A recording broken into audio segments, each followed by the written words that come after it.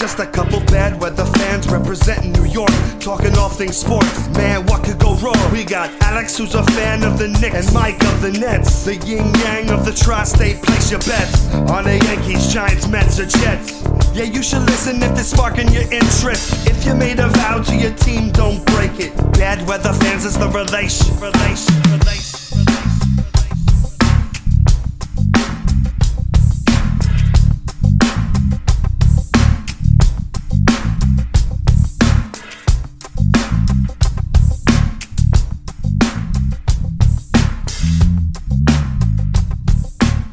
That's right. This is Bad Weather Fans, episode 131.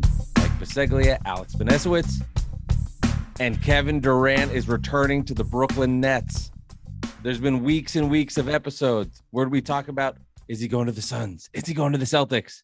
He's going to the Brooklyn Nets. We'll digest all of it, as well as RJ Barrett rumors now heating up and what the Knicks are going to do if Donovan Mitchell is actually coming to Utah. Alex, how are you? I'm doing great. Yes, the conquering hero has returned, right? Let's roll. KD staying with the Nets. Yes. I'm excited. Yes.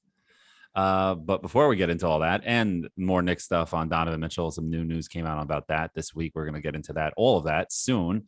But first, we are sponsored by our president at Dolan_J_Trump on Twitter. That's Dolan J Trump. He's over the past 4 years, President Dolan J. Trump has delivered for Knicks fans like never before, repealing the triangle, rebuilding our depleted defense, and constructing the league's biggest salary cap space force. And now, here's your chance to show your support for the MKGA movement with the official Dolan J. Trump line of merchandise.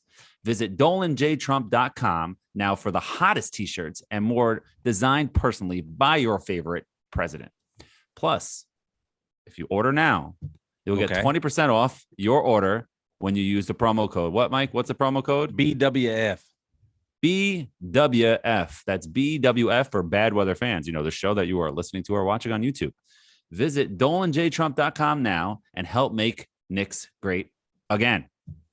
We are rocking the merch, actually. We are finally got it. It was stuck in the mail. He's got Mike's showing on YouTube Vogelback shirt with a donut on the O. Sorry, it's like you wrong boob. Yeah. Well, it's it's confusing when you're watching because of the mirror. Right. I'm trying to reach, and I'm going to the incorrect way. You have your shirt on, but I have the relax shirt. Is that for Aaron Rodgers? No, it's for Mitchell Robinson when he told our favorite reporter Mark Berman to relax. Although you did like Mark Berman this week, he did have a funny tweet. We'll give him credit. He did have a funny tweet. The Nets tweet. Yes, we'll talk about that. That was good. But yes, no. So we're rocking the merch and use more comfortable BWF than I thought. This is actually like legit comfy. Right. I'm cozy. I said that to my wife when I put it on, and I was like, "Wow, this actually smells like a normal new shirt." Yeah. Like it's like it's good. Thought it would smell like Dolan. J Trump. It's got that new car smell, like the new T-shirt smell. Fresh out the bag. Anyway. And before we get rolling with things, don't want to forget, everybody, you can watch us on YouTube. And if you're listening on Apple, make sure you follow the show and download the podcast. Very important. All right, Alex. And 5 stars. 5 stars if you want also. And a comment. Alex. Yes. Kevin Durant's coming back with the Nets. And I was really excited about it. I did tell this story on another podcast, but you were the one that broke the news to me that KD was coming back to the Nets. I was in my office in Newark, New Jersey. Working my job as a podcast producer, believe it or not. And I was walking near like the front area and I got a text and you texted me and broke the news. Now you didn't tell me, hey, KD's coming back, but you texted me. I know you have the alerts. I know you. I was busy at work. I didn't see it, believe it or not. Like there's moments where I, didn't have the Shams tweet before everybody else. Oh my God. And I saw the news and just pure relief, pure joy. I am so excited that Kevin Durant and the Nets are running this thing back. I couldn't be happier about the situation. I know there's some Nets fans that are like, I'm done with the guy. I hate him. He ditched us. And I don't care. This is not somebody I have sex with. This is not a lover of mine. This is not somebody that cheated on me. This is not a best friend of mine that went behind my back and took my job. This is basketball. This is business. And I am thrilled that Kevin Durant and the Nets are running it back in the 2022-2023 season. And I am thrilled to be watching them play. I don't care. I'm not going to take it personal that Kevin Durant, who's somebody that seems to clearly wish-wash on things, had a moment where he didn't want to be with the Nets. I do not take that personal. I do not care genuinely do not care at all. And I'm thrilled he's going to be in the black and white in this upcoming season. Yeah, I mean, sure, you can be excited. We talked about the last few episodes of, in order to bring Durant back, they had to give him something. He can't come back with his tail between his legs. And what did he get? He didn't get anything. What did he got? His logo on the statement? Sure. Well, bullshit. Yeah, I demanded a trade. I demanded the coach and GM to be fired. But you know what? I got my logo on the official statement, so we're good. I'm coming back. That was garbage. But and I know bizarre, Knicks fans, bizarre. and I know national media will. It's not even just Knicks fans right now. No, it's everybody. Yeah, but I'm just like, I truly, and there's a lot of times I've lied where I'll be like, I don't care, but I secretly like have a little insecurity about what people think. Right. I really don't care at all. Like, pile it on, make fun of him, do anything you want to do, because I just know how valuable he is. And he's so great. And I'm just so thrilled to watch it. And all of it. If you want to, make fun of him, make fun of the Nets, it's all irrelevant to me, because big picture things and going for a championship, it's all just bullshit. And for the Nets, this is the best course of action to trying to win. I'm sure there'll be something that, fucks up in their face and will be a disaster. But for now, Nets have a chance. And I go into next season thinking there is an option to win a championship that's on the table. And the part about this season coming up that's maybe a little more tantalizing than the past is that everybody won't just be riding the Nets like, oh, this is their title. A lot of people will be against them. A lot of people won't think they have a shot. And I hope that the Nets use all of this ammo and this fuel. And I hope it, motivates Kevin. I hope it motivates Kai. I really do. I really hope they go into next season actually like giving a shit because of all the bullshit they're going to hear and all the noise from the outsiders. Yeah, I hear you, but I also I'm happy to hear what you said in the beginning when you opened up of that some Nets fans are done with him. I'm happy to hear that, because I felt like the majority of Net fans are like you, and they're and I understand it. I texted you, I was like, you should be happy because the alternative was the abyss. Like the abyss. Who knows? Mm-hmm. At least like if this works out, we could be a title contender. If like at least that's all you can ask for as a fan, is a chance. And I get that, but I also like as a fan and taking this stuff personally, like you do, shouldn't you boo Durant and Kyrie the first time you see him? Don't care. Shouldn't you boo them? Like they demanded a trade. Okay. They didn't want anything to do with you anymore. Kyrie went and searched for a trade, couldn't get one, came back and let his tail between his legs, signed the player option. Durant said, I want out, went to the owner's office, said, I want out. And the owner said, yeah, okay, go. And then they said, I want the coach and GM fired. He's like, well, no. So now like you're gonna be like, oh, now we're all one big happy family. That's not a championship recipe, man. It's no, really it isn't. Not. You're right. You're absolutely right. At this point, it absolutely is not a championship recipe. And I'll tell you right now, you can go ahead and boo. And the second he gets on the court and he throws a triple-double against the Pelicans and he beats them by 11, you're going to go, well, am I going to boo for the rest of my life? Or am I going to go, we have a chance to win a title? And you're right. It's not a recipe for a championship. Right now, it isn't. It's not even close to it. It's dysfunction at its finest. But again, it was the abyss. I'm not going to be thrilled about a Nets team that has no chance at all to win a championship. And everybody could say this like, oh, it'll go wrong. Oh, something will happen. You're probably right.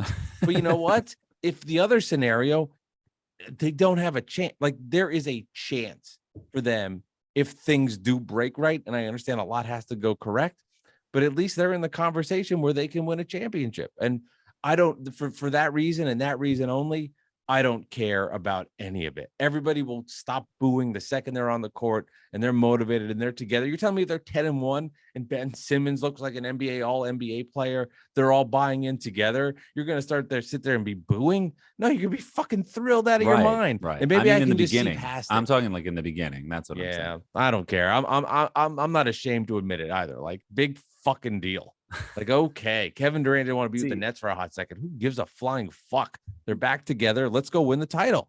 Yeah, and as fans, we're always put in this moral quandary of rooting for guys who might not be the best people off the court or field, or ice. Like there might be like the worst guy in the world arrested, but you know what? He's wearing the uniform, and I want my team to win. Well, he's not a bad guy. Screw it. Yeah, exactly. They're not bad people. Exactly. They're not criminals. He's kind of nuts in the brain with stuff, but he's not like right. doing No, it's anything kind of like bad. for me to make a football comparison with Tim Tebow. I couldn't stand Tebow before he came to the Jets. I was like, this guy is the biggest fraud. Sure. What does he do? He throws a pass at the end of the game. The defense holds everything together, and then he gets all the credit. And then he takes a knee. He's not the first guy to take a knee. And then when the Jets traded for him, I wanted to vomit.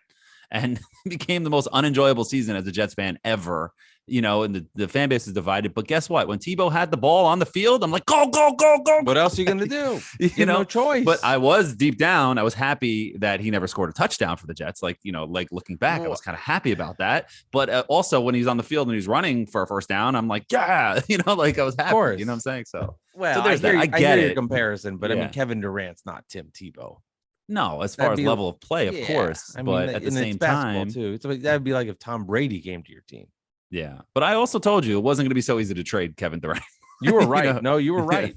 And the market got twisted with the Rudy Gobert deal, which shifted things and really hurt Kevin Durant's trade value. Not because it gave Sean Marks and this is kind of the excuse. And this is, I think, where we kind of tie in a lot of loose ends from other episodes. Oh my God, I feel like we're putting Stranger Things together at the very end.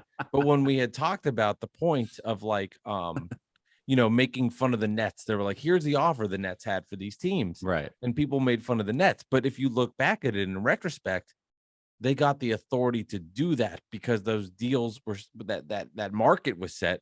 So the Nets did that knowing we don't want to trade him. We're going to really fuck the value here and not give realistic trades to make this happen. And because of that, nobody could get their hands on Kevin Durant. Nobody had the offer that was even close. And he ends up where it's like, this is your best option by default. Unfortunately for you, here you are. So yeah, you were right about that. And I also think the marketplace got all whacked out from the Utah Jazz and the Timberwolves. Yeah, the Timberwolves and the Jazz. And I wasn't even thinking about it from that angle. I was more of Gobert because I don't know how much I think that was, like I was saying, is more of an excuse for GMs. That's kind of what Ainge is using with Donovan Mitchell. We'll get into that in a little bit. But it's a real thing. Real. Yeah, no, I get it. It's being used. It shouldn't, because just because the Timberwolves gave up 4 picks and a bunch of nobodies, and Patrick Beverley is not a nobody, but you know what I mean, for Rudy Gobert, who's the defensive player of the year, reigning. He's not some scrub, so it shouldn't affect the Nets trying to trade Kevin Durant or the Knicks trying to get Donovan Mitchell, but it does because these people are they're egos. It's like, baseball players or any athlete in any sport. I want to be the highest paid player in the sport. It's just like, who cares, man? Don't you want to help your team, do better? Do you really need another $15 million after you're getting $700 million, whatever. So that's a different story. But, the Kevin Durant stuff, he's 34 years old, coming off an injury, demanding a trade after resigning, or the Nets gave him the whole list, that tweet of mine that went viral, of all the things they gave him: DeAndre, Steve Nash, trading, benching Jared Allen, all of these things, James Harden, then trading Harden. It's like, yo, dude, why would I trade for that at 34? If he's 29, 28, I trade everything for him. But at 34, you're going to be declining and you're a pain in the ass and Otis injured. What is the redeeming quality here that I'm trading for here? I'm curious why the Celtic trade didn't work, because I think that had legs to happen. Now, the Nets rejected it, right? The Nets rejected it. The Nets rejected it, but I think. So we think, I don't know. It was Jaylen Brown, a pick. Let's say if was it Marcus Smart? They said no to Marcus Smart. Okay, they didn't want to go Smart. I don't think. They added another piece, and they eventually come to something where it's like a compromise. I wonder why that just died. And Kevin Durant said, "Fuck it, don't worry about the Celtic deal. You can't make it happen." There's so many questions that will never be answered. Maybe over years from now we'll get answers, but in the interim, we'll never know. What transpired with Kevin Durant wanting to really get out of Brooklyn, and then also what had happened where nothing could come together with the trade. What was that meeting like when they met all together? So many interesting questions that I think I'm just fascinated to learn as a human being and someone that enjoys gossip and somebody that loves my basketball team. Again, not offended by it, but more just really curious, what transpired over the last 3 months. And I don't think we'll ever get answers to that. Yeah, we'll get an answer when Durant wants to do a documentary or something comes out. They're doing documentaries way sooner now. It used to be you wait like 20 years for a documentary, 15 years, but it's like, wow, I watched the Tuck Rule documentary recently. That was great. The 30 for 30. And it was like nice to see. I mean, I hated that, the beginning of the Patriots and half my life they're winning over the Jets.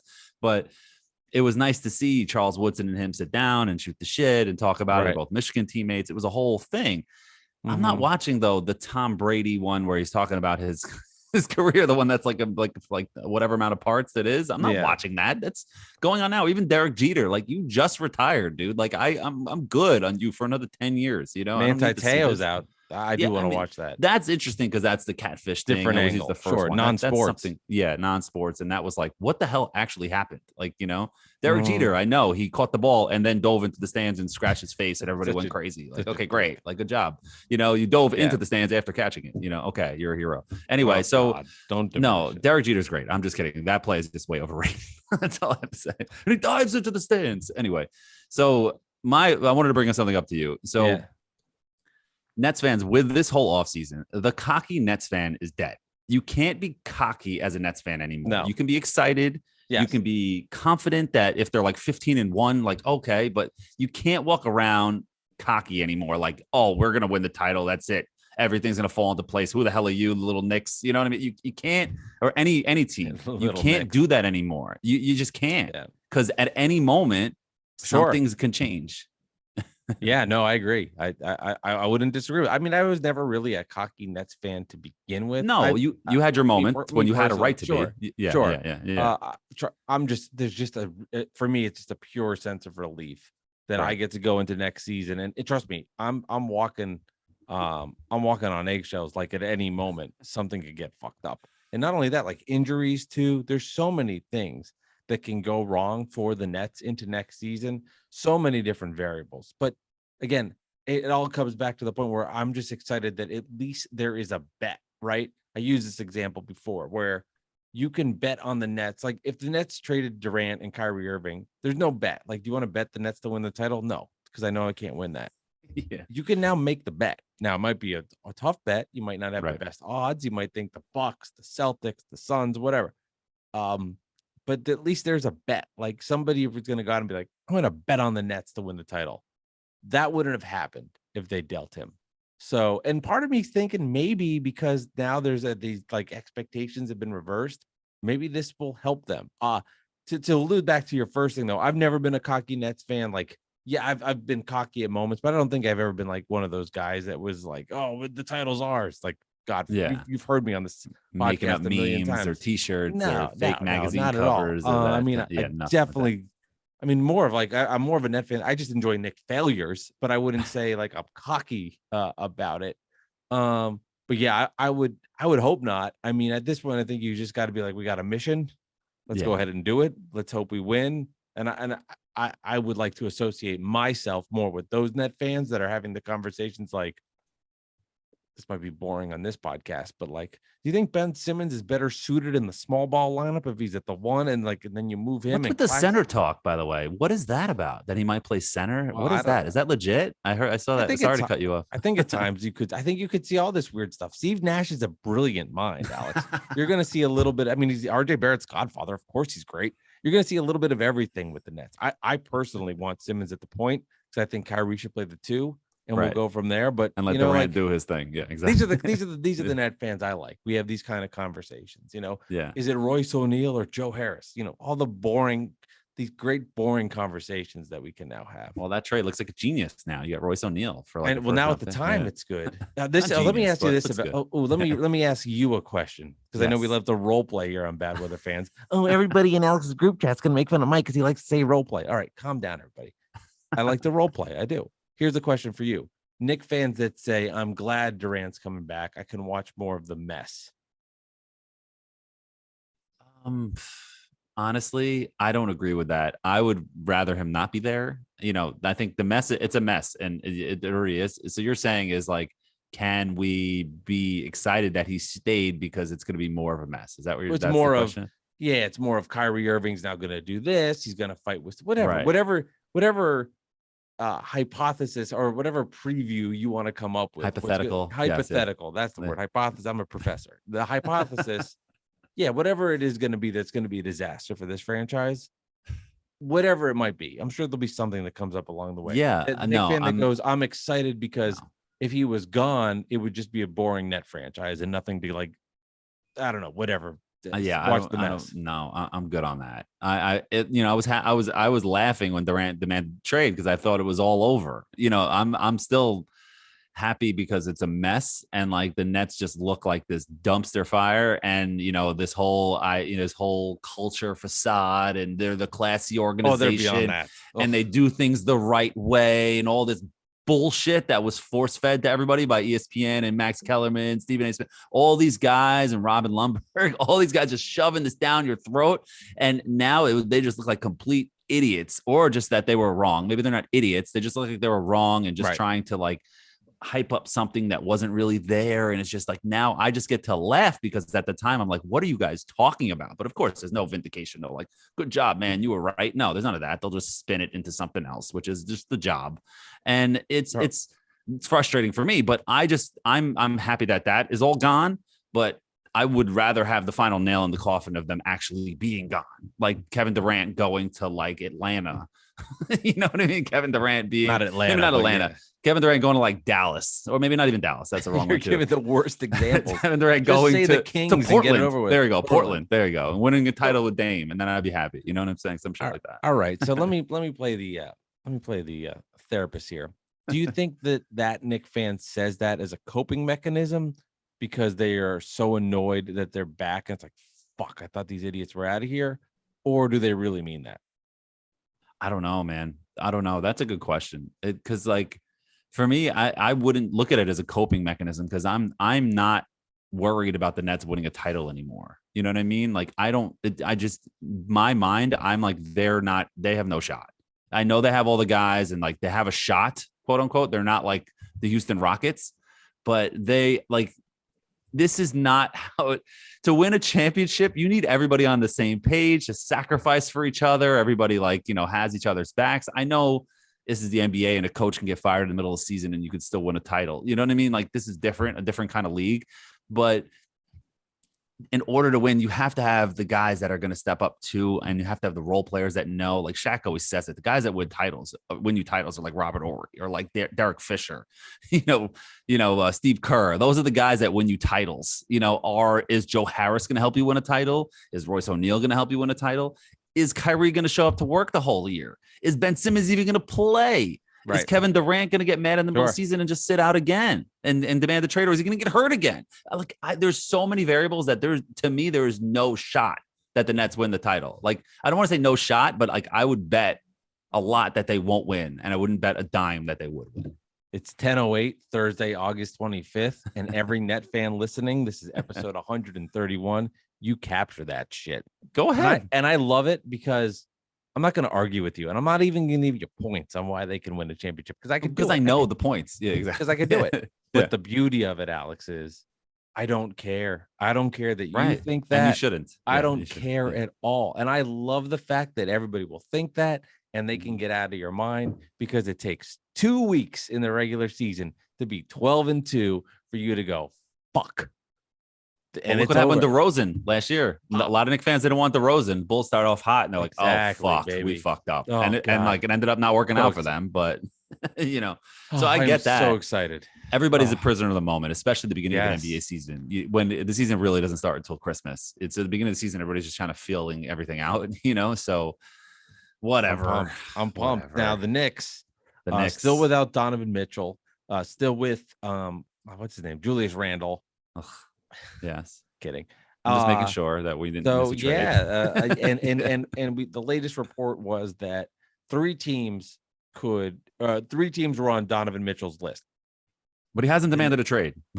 The Knicks, obviously, the Nets, and then the Miami Heat. The Nets not going to happen for a lot of different reasons. Ben Simmons, in particular, can't be on the roster, and I can't see why Utah would want him.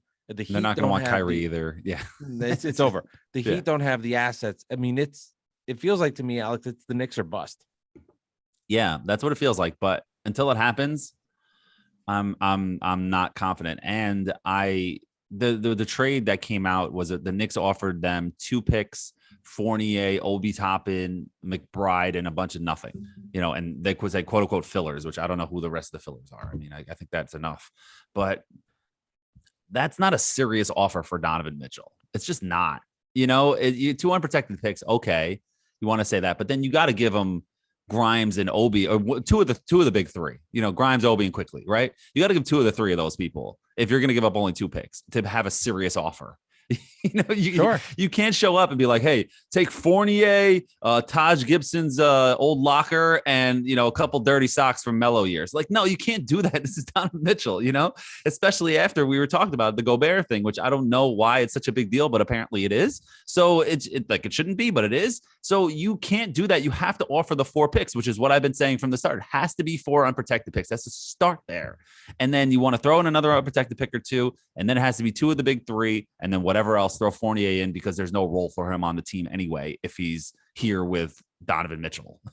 So it's just, what are we doing? Are we serious? And now we're going into the media manipulation. Both sides are leaking. At least they're negotiating and they're back into it, because there was a good month where they didn't do anything.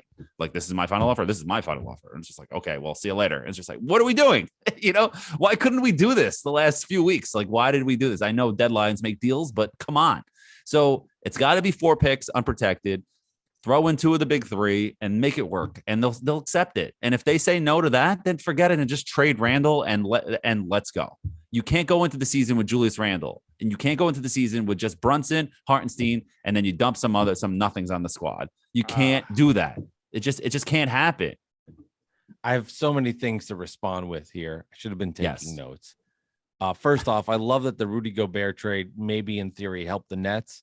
And then I love that it's given Danny Ainge more ammunition to go after the Knicks, and probably has hurt and stunted that trade, possibly. So they said what had happened, with the trades and what's being requested there. So I do love that. I wonder, from Danny Ainge's perspective, Knick fans, hear me out here. Pretend you're Danny Ainge. At what point, because you're let's think of it from a Utah Jazz perspective, because I think we always think of it from the Knick perspective and what we want, but from the Utah Jazz perspective, Ainge is trying to do a rebuild. If he's got Donovan Mitchell on the roster, he can't tank as much. I think Utah with Donovan Mitchell and this team is not good, but they're not awful, right? They're not going to be a top 1, 2, 3, 4, 5 pick.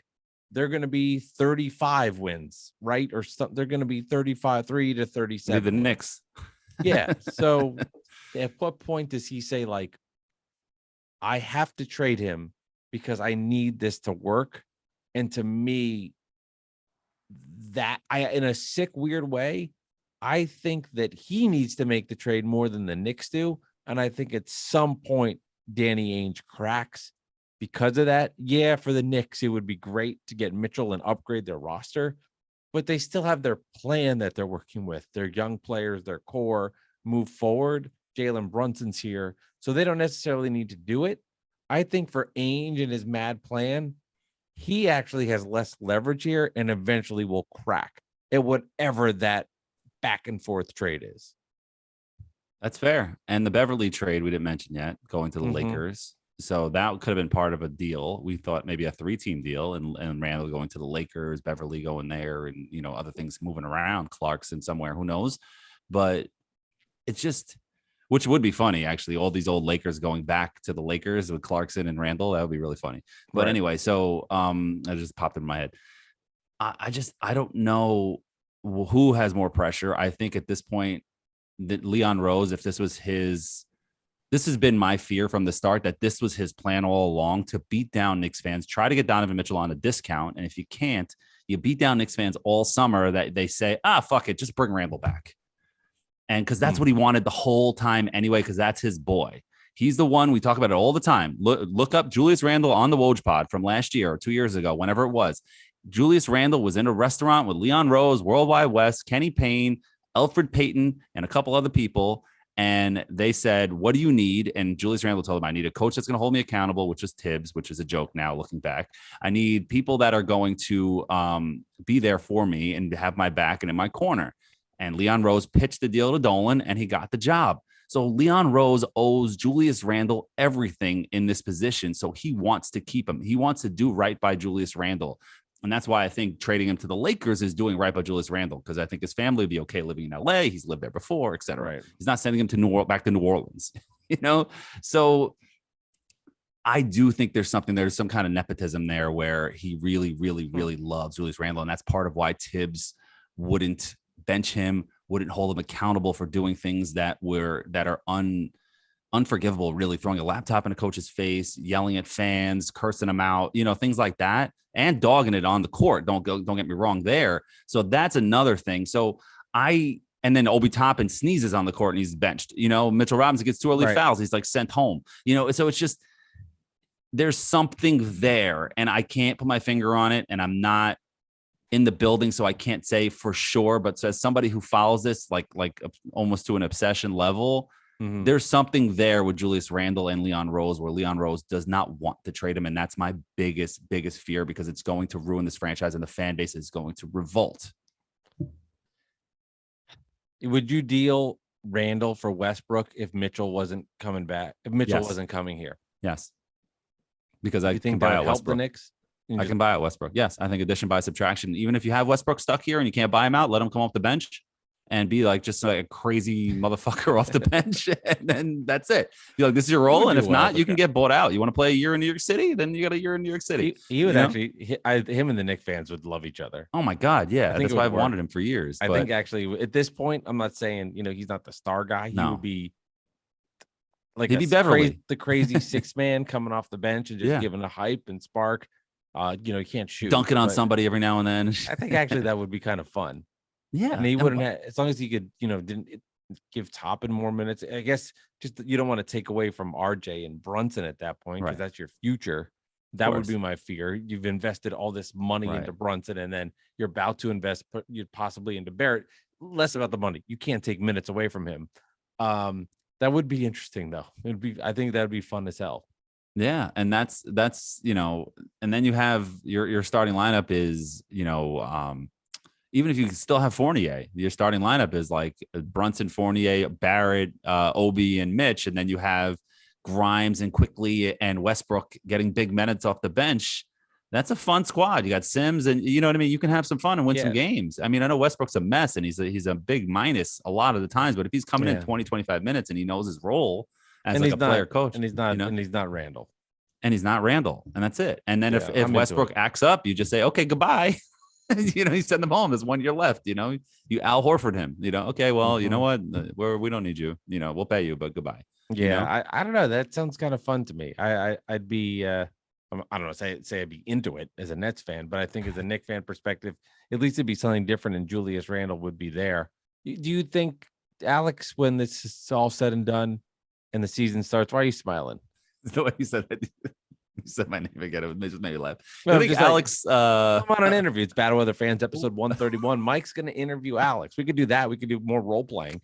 Do you think that Mitchell's on the Knicks?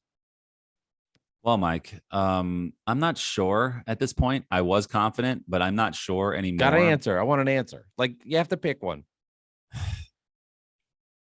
Like Barbara Walters here. Come on. I can't give a firm yes or no. I want to say yes. I want to so you can't because you can't answer it. I don't know.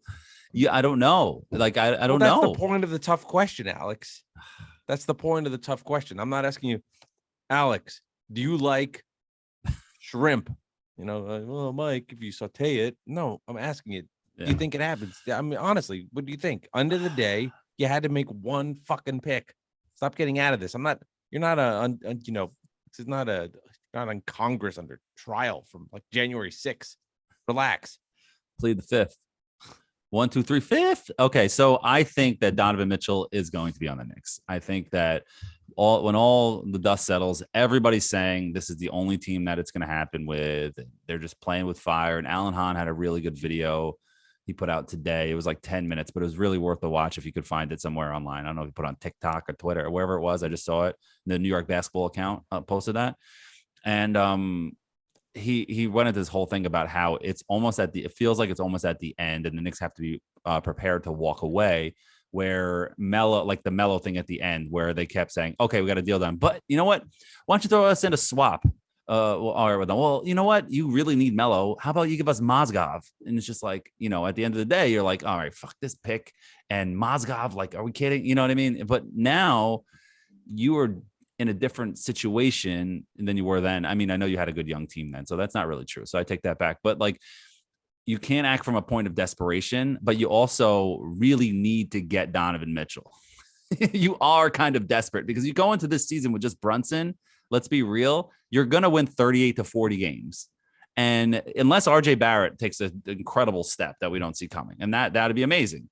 But at the end of the day, you got to get rid of Randle if you're not going to get Donovan Mitchell. And that's what I'm saying. So I do think Donovan Mitchell's going to be there, but if he's not there, you have to get rid of Randle. And then they're not going to do either. And it's just going to be, they're going to run it back, but it's not going to be as exciting as the Nets running it back. That's what I'm glad to hear you admit that. That was kind of cool to hear out of your mouth. The thing is, like you said, 38 to 39, 40 wins. The thing is, the Eastern Conference, I'm trying to pull it up. Right. It's just loaded with teams. What did they win last year? 30. Knicks 36 and 46. 36. Yeah. I think. So, I think Not Brunson gives you 2 to 4 more wins, 5 more wins tops. You know what I mean? So he's not that great. You didn't, get Chris Paul in his prime. Like, you know what I mean? Like, he could run an offense. That's great. And he can hit some big clutch shots. Okay. So you might win another couple games, but you still have Tibbs, who's going to start Fournier over Grimes. You still have Tibbs who's going to start Randall over Obi. You still have Tibbs who's going to not care about who's playing better. He's just going to care about his nepotism and Randall. And that's it. It's going to be weird to watch. That'll be a weird one to watch.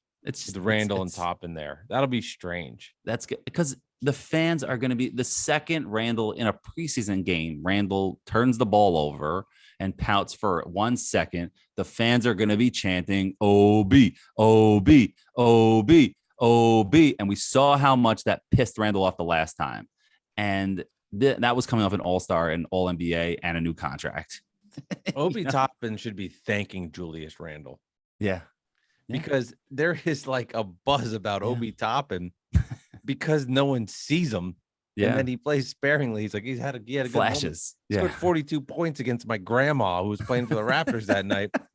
That he's become this like cult legend in a lot of ways. He's from New York. He's ball. Dad's a street ball legend. He's like the perfect New York legend. Yeah, it's kind of crazy. This is I get frustrated with Knicks fans that are so enamored with their young talent because they think it's so good, yet their team sucked. And I just can't. You and I had a good text exchange about this, and you kind of debunked me in a lot of ways with some like in-depth stats. But from an overall perspective, it's like, no, you can't deal him. I mean, this is the future. And I'm like, then why is your team always losing? Well, they did win 2 years ago. They were really good because Julius Randle was awesome. Right. But RJ Barrett did play well. He was the number 2 player on that team. And Derrick Rose really played well. That's another guy we forget about that's on the squad.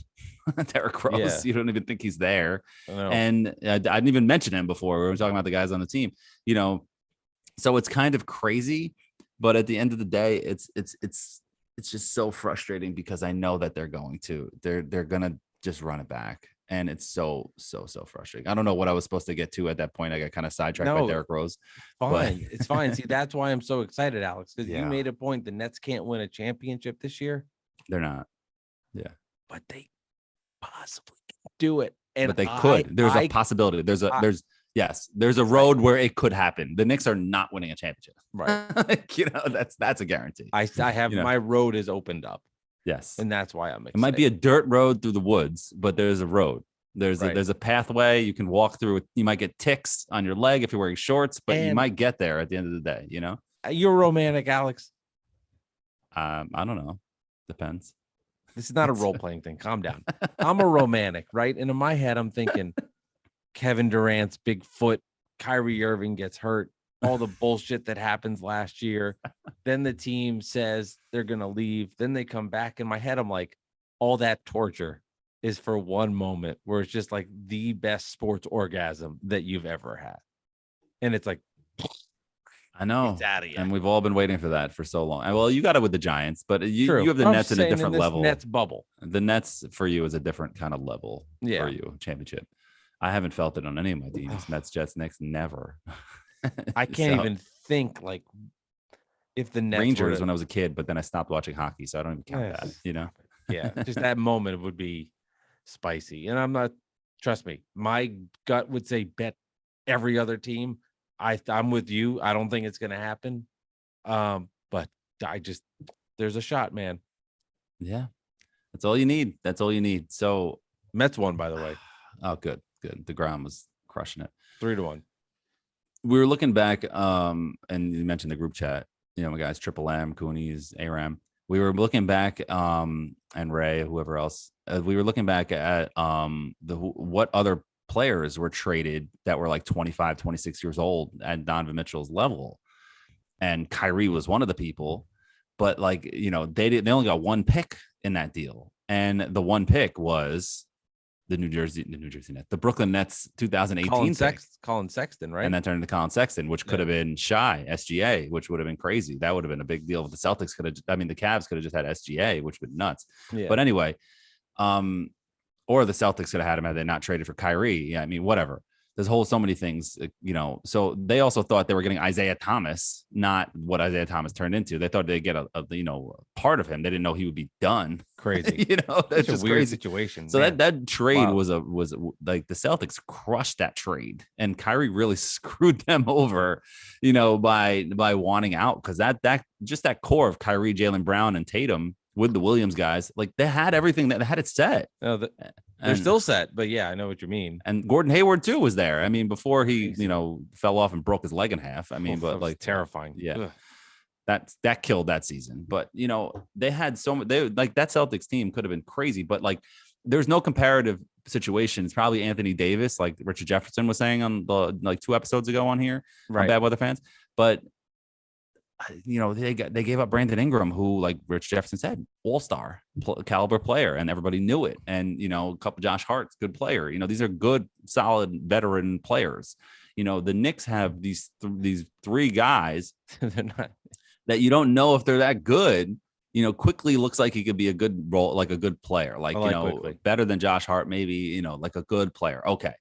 Obi Toppin has shown nothing. Grimes played a couple games, like he played really good. He played really good in those games. He did well in the summer league, right? Everybody went nuts about that. You know, come on, like, give me a break. What the hell is Grimes? That's why I've been saying, like, who cares about these players? And even Alan Hahn said it on that 10-minute rant that he had today online, that like, if it was about these young players and you wanted them and they were valuable to you, Utah, the deal would be done. You know, there wouldn't be an issue. You know, but then that goes back. Rewind. Do the rewind. It's on Tibbs. You know, he didn't play these kids all year. He force-fed us Alec Burks at point guard. He force-fed us Evan Fournier. He force-fed us Taj Gibson. He didn't play these guys. He force-fed us Julius Randle. He didn't play these guys, so we don't know what the hell they are. If we knew they were actually good, we might not even be thinking about Donovan Mitchell. You know?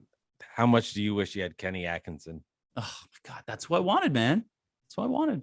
It's funny, though, because Tibbs was – I mean, the Knicks were so great.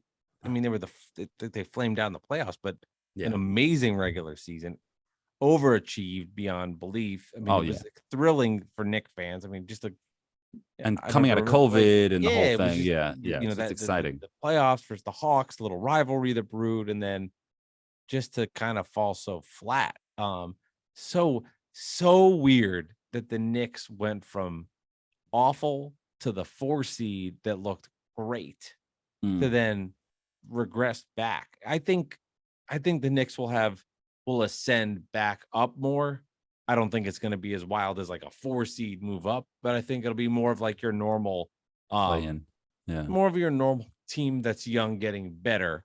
That this is no Mitchell. I think that'd be different. But like I look at the East, and I'll play this sports talk radio game, but the Heat, I'm not gonna even give my opinion on it. I'll just say the teams. Okay. The Heat, the Celtics, the Bucks, the Sixers, the Raptors, the Bulls, the Nets, the Hawks, the Cavs, the Hornets, then the Knicks. The East has a lot of good, like East those teams are stacked. solid. Yeah, they're like the old West. You know, there's the East now. Mm-hmm. Yeah, I mean the Cavs are up and coming. So what are we doing? The Raptors are going to be really good. Raptors had 40 Raptors had 48 wins. I mean, and their best players 12. Like, they're getting better. And they still have Crazy. Siakam and Van Vliet. Like, they're they still have good. championship players, guys who have won. Raptors are good. Yeah, and Nurse is still there, right? He's still the coach, I think. Oh, Nick's there. Yeah, and oh, you guys are, and your boys, right? You and Nick. I mean, we had that one brunch. You can never get reservations on that place. Don't go there. Eggs Benedict sucks. Anyway, yes. No, I don't know Nick Nurse. I know, it's just funny that you said it like that. But I don't know. Yeah, so that's why when you lay it out like that, I don't understand how any Knicks fan would be okay not getting Donovan Mitchell. When you lay it out like that, and when you lay it out like that, and the way on my Twitter I put out that tweet of what the starting lineup is going to be this year if there is no Donovan Mitchell and Randle's not traded, if there's no trades anymore, and this is the team, the starting lineup is going to be Brunson, Fournier, Barrett, Randle, and Robinson. That's what it is. And if you think, Grimes is going to start or Obi's going to play, he's not going to do that. He's a 64-year-old stubborn old coach who got mad when the team won with young players that he refused to play for the entire season. So why now is he going to change? Can I be in your group chat so I can have these conversations? Can I be in your? You're not a Knicks fan. No, I'm not allowed in. Can I have a day where I'm in? We have to ask Aram. He's the administrator, so we have to ask him. Like, can I have a day where I'm allowed? How many people total? I don't know. There's a couple, but there's like 5 or 6 of us that are very active, or 4 to 6 that are very and other active. People that are just observing. They're there and they chime in every now and then, but usually there's a good amount. Cooney's in it, your boy, and whatever. So yeah, he's fine. I don't know Nick Nurse, but I do have a Dwayne Casey exchange. Yes, I booked him for the Zach Gelb show on CBS Sports Radio during the pandemic, and he came on and he talked about some of the movies he was watching with his wife, and that was a big. What was the movie?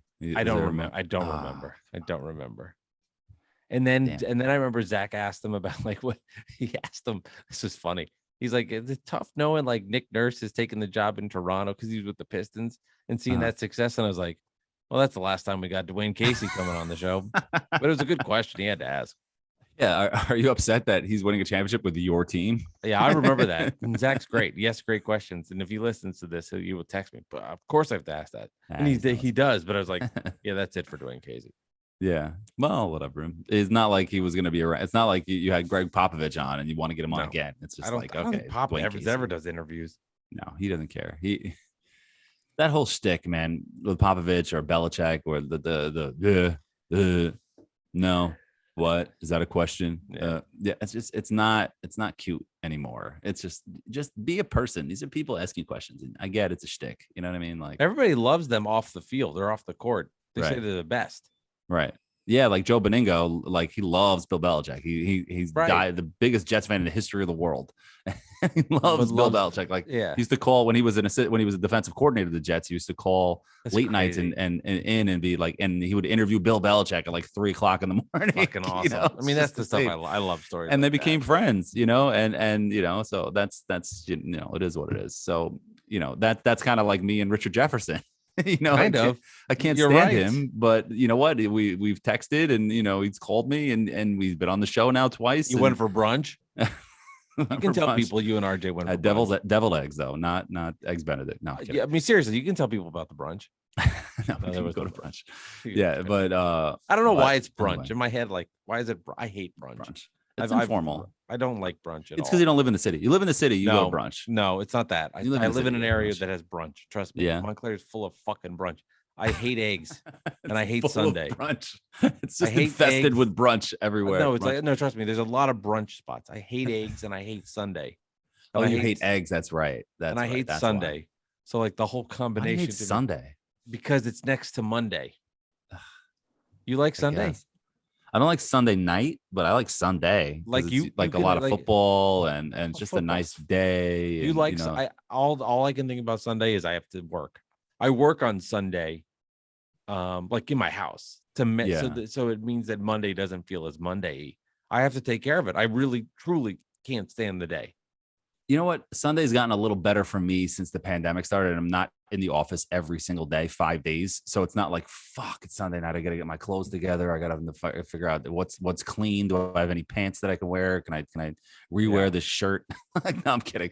But like going into the, like that, I don't miss, and I can't be out late on a Sunday because I have to get up and get to work and be on alert. If I'm at working from home, I can, roll out of bed and like jump pajamas and work, but so like now, and I'm only in the office on Tuesdays. So it's a little different. So I understand that. So, but I still like Sunday. I just like the weekend. No, I'm glad. I'm jealous. No, I'm jealous. I'm trying to be better about it. I like Sunday night. What if you had brunch on a Saturday? Can you have brunch on a Saturday, or that you still don't like brunch? I mean, they would be a little more tolerable, but I wouldn't.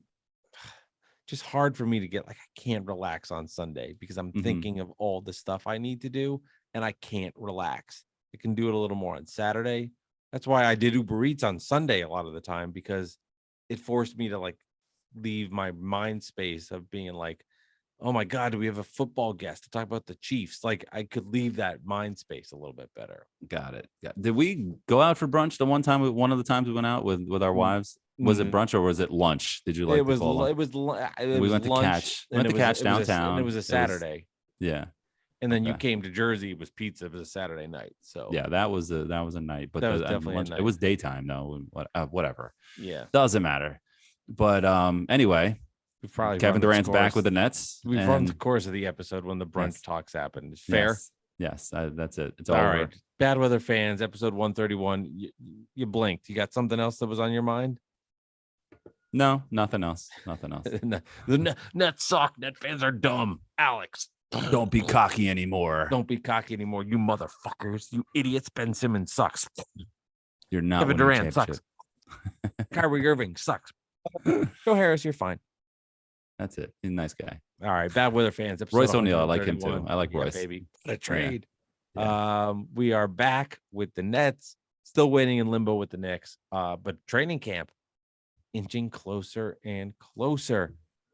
Get merch from Dolan J. Trump, Bad Weather fans. Alex and I are rocking our gear right now. So if you're watching on YouTube, you can see that. If you're watching on YouTube, go ahead and subscribe. If you listen on Apple, give us one of those big bad follows. We appreciate it. And of course, download the episodes, Bad Weather Fan. If you want to go back in the archives and you're new to the show, we've got some great interviews. Richard Jefferson, Kerry Kittles, Chris Childs, just to name a few. We really appreciate all the support, all the love. It's been a wild journey. Feels like, Alex, we're at episode 131. I actually have to say, I feel like we've done more episodes together.